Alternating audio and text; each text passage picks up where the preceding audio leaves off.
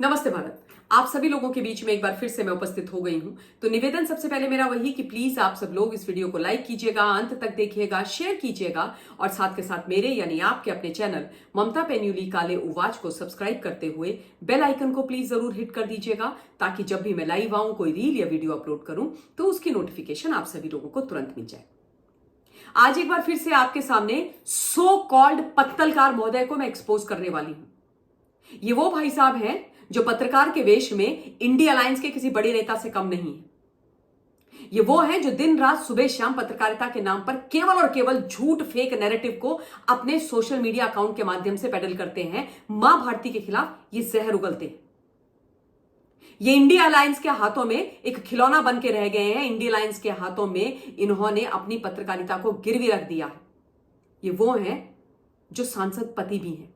इनकी धर्म की पत्नी उस पॉलिटिकल पार्टी से राज्यसभा की सांसद है जिसकी हेड का नाम मेरे नाम जैसा है। आई एम श्योर अब तक आप समझ गए होंगे कि मैं बात कर रही हूं लाल चश्मे वाली सागरिका घोष के पति राजदीप सरदेसाई की। मिस्टर राजदीप सरदेसाई ने इतने बड़े बड़े झूठ बोले हैं जो अक्षम्य हैं, जिनको यह देश कभी माफ नहीं कर सकता है। 10 मार्च को इन्होंने एक बार फिर से एक झूठ फेक नैरेटिव महाराष्ट्र के बारे में फैलाने की कोशिश करी है। आज उसी का तथ्य और सत्य आपके सामने मैं रख रही हूं। राजदीप ने 10 मार्च को 2 ट्वीट करे, मतलब एक ही ट्वीट को 2 बार किया। पहले किया, उसके बाद एडिट करके सेम ट्वीट को दोबारा डाला। उसमें इन्होंने महाराष्ट्र की लाड़की बहन योजना के बारे में बात करी। ये भाई साहब लिखते हैं कि महाराष्ट्र की जो महायुति की सरकार है वो लाड़की बहन योजना को पूरा नहीं कर रही है। लाड़की बहन योजना में ये 2100 रुपए नहीं दे रहे हैं, केवल 1500 रुपए दे रहे हैं। मैं आपको यह बता देती हूं कि महायुति ने चुनाव के समय पर यह कहा था कि जो लाड़की बहन योजना है उसमें जो 1500 रुपए महिलाओं को मिल रहे हैं उसको बढ़ा करके हम 2100 कर देंगे। और अभी जो बजट सेशन हुआ था उसमें अजित पवार जी ने 36,000 करोड़ रुपए का प्रोविजन लाड़की बहन योजना के लिए किया और यह कहा गया कि जो 1500 रुपए मिलते आ रहे हैं वो मिलते रहेंगे।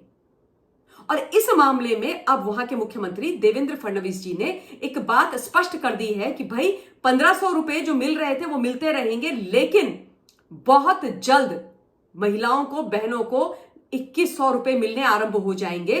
फिलहाल ये 1500 रुपए मिल रहे हैं, फिलहाल, परमानेंटली नहीं। ठीक है, लेकिन राजदीप सरदेसाई ने पूरी बात नहीं बताई। मुख्यमंत्री जी ने क्या बोला ये नहीं बताया। ये नहीं बोला कि ये टेम्पररी है और सीएम ने बोला है कि बहुत जल्द 2100 रुपए मिलेंगे, लेकिन बोला कि 1500 रुपए मिल रहे, 2100 नहीं मिल रहे। शर्म आनी चाहिए मिस्टर राजदीप सरदेसाई आपको इस तरीके से झूठ फैलाने के लिए। आप पत्रकार हैं, इंडिया अलायंस के नेता नहीं हैं। टीएमसी के, कांग्रेस पार्टी के, सपा के, आरजेडी के कोई एमपी एमएलए नहीं है, कोई अध्यक्ष नहीं है। पर खैर, यह आपको समझ में नहीं आएगा। पर मैं आज आपको यह बोलना चाहती हूं कि अगर आपके अंदर हिम्मत है तो ममता बनर्जी से प्रश्न कीजिए। उस ममता बनर्जी से जिन्होंने आपकी पत्नी को राज्यसभा का सांसद बनाया है। जब डॉक्टर बेटी के साथ दुराचार व्यभिचार हुआ, आरजीकर हॉस्पिटल में एक इतना बड़ा जघन्य अपराध हुआ, तब आप और आपकी पत्नी कहां गायब हो गए थे?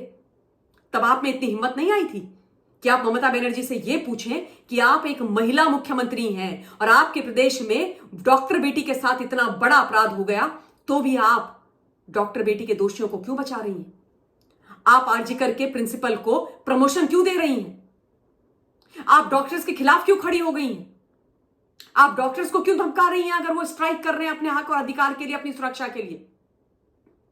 पर आप में हिम्मत नहीं है, ना तब थी ना आज है ममता बनर्जी से पूछने की ये बातें।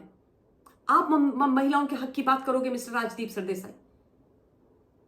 अगर आप में वास्तव में हिम्मत है और आप कहते हो कि आप सच्ची पत्रकारिता करते हो, तो पूछिए ममता बनर्जी से, आज के आज पूछिए कि वेस्ट बंगाल के अंदर इतने ज्यादा दुराचार व्यभिचार के केसेस महिलाओं के खिलाफ क्यों निकल करके आते हैं?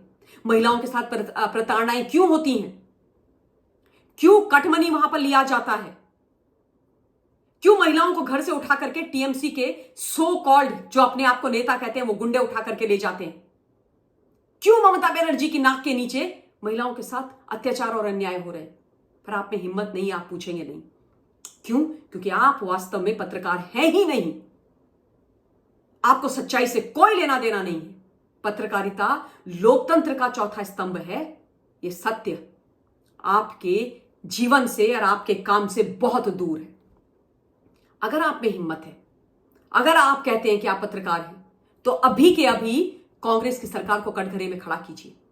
3 प्रदेशों में कांग्रेस की सरकार है, हिमाचल, कर्नाटक और तेलंगाना, मिस्टर सुक्खू से, मिस्टर सिद्धरामैया से और मिस्टर रेवंत रेड्डी से। और इन सब के मालिक मैडम सोनिया गांधी जी से, राहुल और प्रियंका से प्रश्न कीजिए कि पोल्स के समय पर जो आपने प्रॉमिसेस की थी, खटाखट खटाखट खटाखट खटाखट खटाखट खटाखट स्कीम के नाम पर राहुल गांधी ने बोला था कि मुफ्त का चंदन घिसमेरे नंदन के नाम पर मैं महिलाओं को ये दूंगा, युवाओं को ये दूंगा, पुरुषों को ये दूंगा, बुजुर्गों को ये दूंगा। वो प्रॉमिसेस आज तक पूरी क्यों नहीं हुई इन तीनों प्रदेश में? न विकास का काम हो रहा है, न जो पोल प्रॉमिसेस थे वो पूरे हो रहे हैं, तो भी इन प्रदेशों के जो सरकारी कोष हैं वो खाली कैसे हो रहे हैं? वो पैसा कहां जा रहा है? हिम्मत है पूछने की? पूछेंगे आप? नहीं पूछेंगे।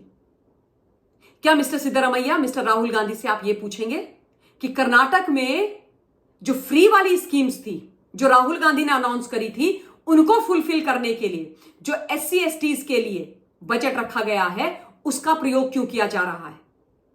क्या राहुल गांधी से खड़े होकर के आप ये पूछेंगे कि एक तरफ झूठा मुखौटा लगा करके आप दलित और पिछड़ों की नाम पर नौटंकी करते हैं, राजनीति करते हैं, और वहीं दूसरी तरफ कर्नाटक में SC STs के लिए जो बजट रखा हुआ है उसको निकाल करके अपनी जो फ्री बीज वाली स्कीम्स हैं उनको पूरा करने के लिए लगा देते हैं? पूछेंगे आप नहीं पूछेंगे, क्योंकि आप में हिम्मत नहीं है। और हिम्मत इसलिए नहीं है क्योंकि जैसा मैंने शुरू में बोला कि आपने अपनी पत्रकारिता को इन लोगों के हाथों में गिरवी रखा हुआ है। सच्ची पत्रकारिता, देश और जनता के पक्ष वाली पत्रकारिता से मिस्टर सरदेसाई आपका कोई लेना देना नहीं है।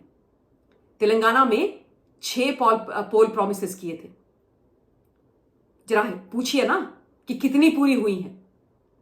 हिम्मत है तो पूछिए, लेकिन हिम्मत नहीं है। आप तो मैडम सोनिया गांधी जी से यही पूछेंगे ना कि आप पास्ता कैसे बनाती हैं, इंदिरा जी को आपके हाथ का पास्ता पसंद था कि नहीं था, और इसको आप पत्रकारिता बोलते हो? महाराष्ट्र के नाम पर आप झूठ बोल रहे हो, महिलाओं के नाम पर आप झूठ बोल रहे हो।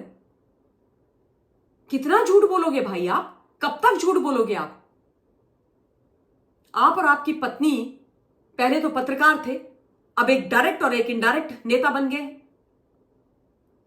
कुछ तो शर्म कीजिए, कहीं पर तो अपनी आत्मा को कचोटिए, झकझोरिए। और अगर आपको महायुति की सरकार के बारे में कुछ भी बोलना है तो हिम्मत रखिए पूरे तथ्यों को सामने रखने की। और पहले इन्होंने केवल महाराष्ट्र लिखा, लेकिन उसके बाद एडिट करके उसमें कर्नाटक का नाम भी डाल दिया। क्यों? क्योंकि ट्रोल होने लगे।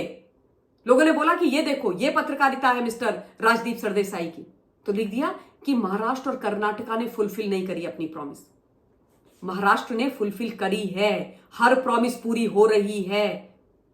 मुख्यमंत्री देवेंद्र फडणवीस जी के नेतृत्व में, प्रधानमंत्री जी के नेतृत्व में। आप बात कीजिए मैडम सोनिया गांधी जी की, मिस्टर सिद्धरामैया की, मिस्टर रेवंत रेड्डी की और मिस्टर सुक्खू की, और मैडम ममता बनर्जी की। वरना ये फेक नैरेटिव आप फैलाइए, कोई बात नहीं है, हम आपको लगातार एक्सपोज करेंगे। शर्म आनी चाहिए आपको। और इसी के साथ इस वीडियो के लिए इतना ही। बहुत बहुत धन्यवाद। जय हिंद।